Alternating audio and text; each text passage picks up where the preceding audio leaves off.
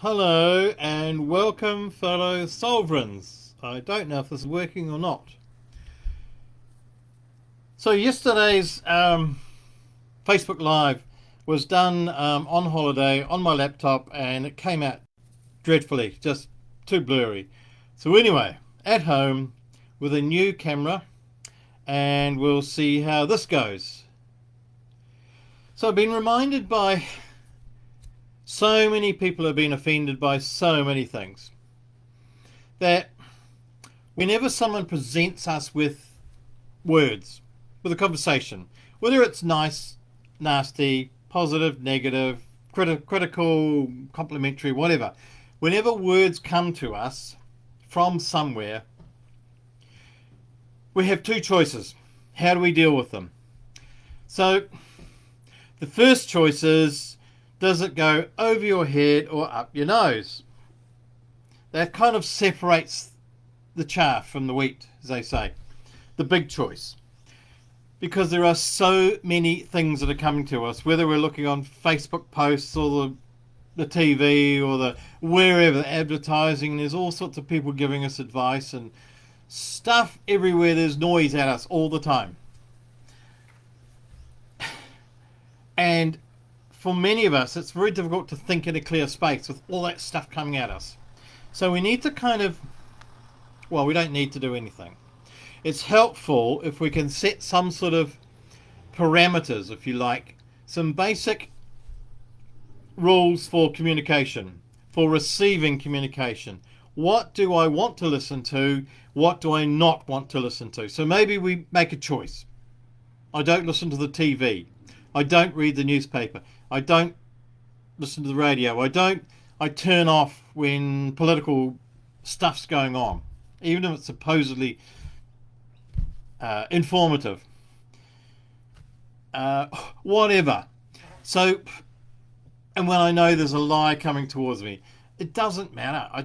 That's my own kind of parameters, and you can work out what yours are. There are certain subjects I don't engage in. So there are things that I used to listen to. I used to be really, really involved in, probably 20, 30 years ago. And I'm now a different person. I've had those experiences. I don't need to do them anymore. I don't need to delve into that information. So when it comes to me, I can choose to get upset, which means it's not going over my head, it's going up my nose. So I can choose to not have it go up my nose and into me. I can choose just to have it go over my head. Not my monkey, not my circus, as they say. And once we have certain basic parameters, certain stuff just kind of goes by. And I find myself just not even wanting to turn the TV on now.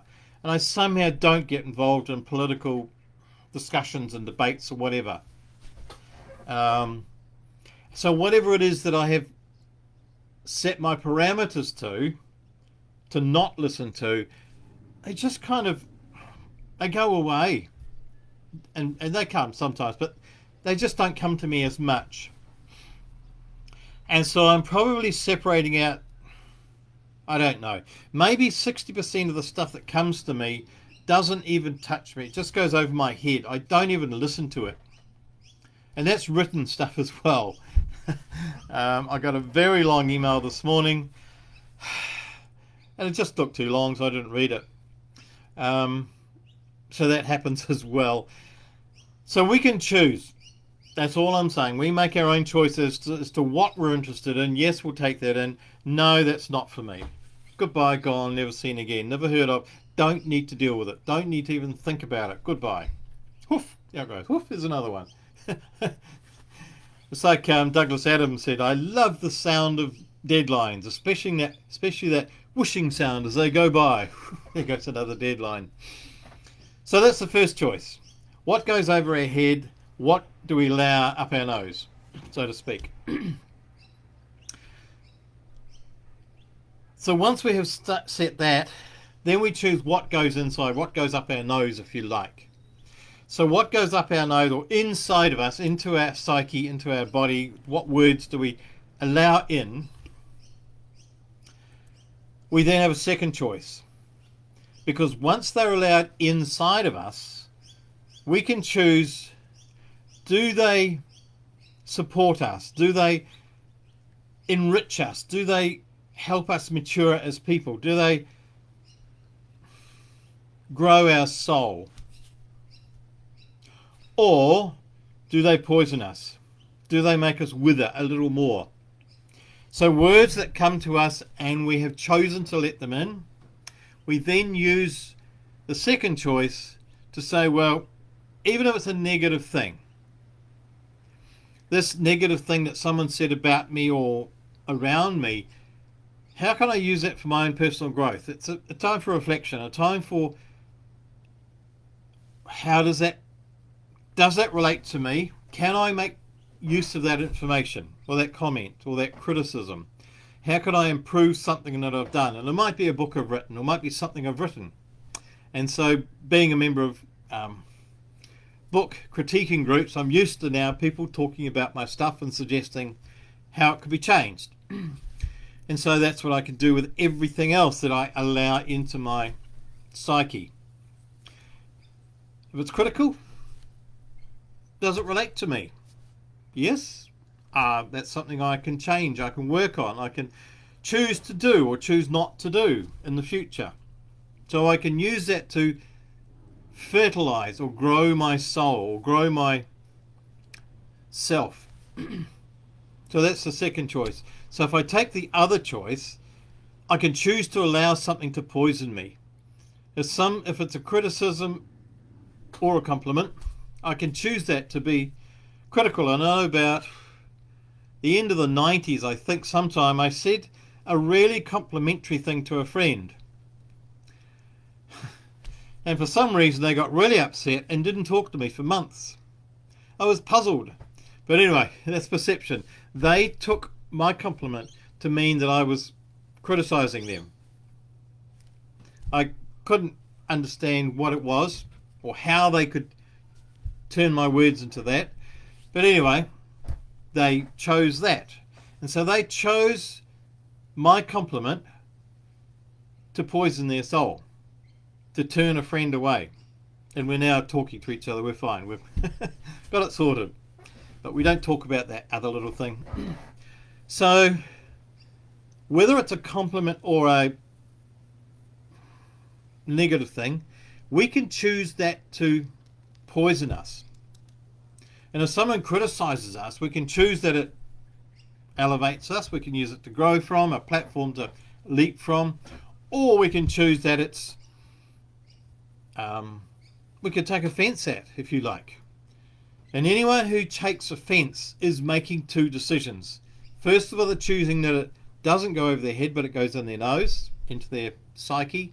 And secondly, they're choosing that this thing that someone said, whether they know them or not, is going to offend them.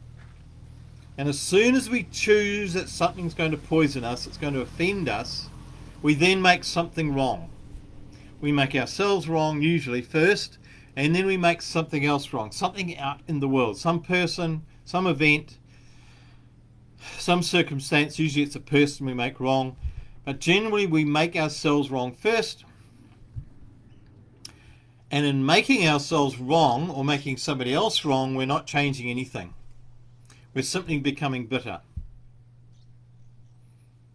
And so offense, taking offense or choosing that something will poison us, does nothing but deaden our world. It makes no difference to the outer world. That carries on. The sun keeps shining, the world keeps spinning, flowers keep flowering, whatever, trees keep treeing, and so on. So that's a choice. To be offended is a choice. And when we realize we've made a choice to be offended, we can then stop ourselves and go, oh, hang on. So someone just said something negative about me or about someone I know or about my culture or my nationality or my shape or my gender or my whatever, something I'm attached to. We can change that and go, oh, okay. Does that relate to me? And maybe it doesn't. Maybe it's about men. Well, I'm not men. I'm a man. So anything that someone says about men doesn't relate to me, so I can then allow it to go, to release it back over my head. Someone says something about New Zealanders or about, I don't know, some other group that I might be involved in. I can choose, because I'm not a group. I'm a human being. So anything that's about a group or about some kind of thing that I could be attached to, it's nothing to do with me. So I can let it go. Once I've reflected on it, does it have the juice in there to help me to step forward? And maybe I can learn from this. And if I can't see that any growth coming out of it, back over my head it goes. And so all this offense stuff that's going on, is it purely someone making two unhealthy choices for themselves, not for anyone else, not for the world. So we can change those choices. I choose this. Oh no, I can choose another. Oh, it's not for me, or it is for me. Yes, it's growthful. And so there are the two choices to make when we are having a conversation, when we're having words come to us, whether it's on TV, somebody we don't know, or somebody who's more intimate. They're just words. They're just words. So says the author. And so, what do I wish you? I wish you the discernment and the presence in each moment to look at words as they come to you. Is it for me over my head, up my nose? Oh no, over my head. Is this one for me? Oh yes, I'll take that in. Can I use it constructively for my own growth? Yeah. No. If I can't, and that's over my head as well. So I wish you the presence in each word that comes. Is it for you? And most of it's not, I suspect. Probably 60+% of stuff that comes to us has no relevance at all. Not my monkey, not my circus. So I wish you the presence, the focus, to allow words to go by that don't relate, and words that are going to help you grow, take them in and bask in them. And may they all lead to somewhere else, to some new place that you could be. Higher, lighter, freer and happier. And so I wish you peace and a wonderful day and new year.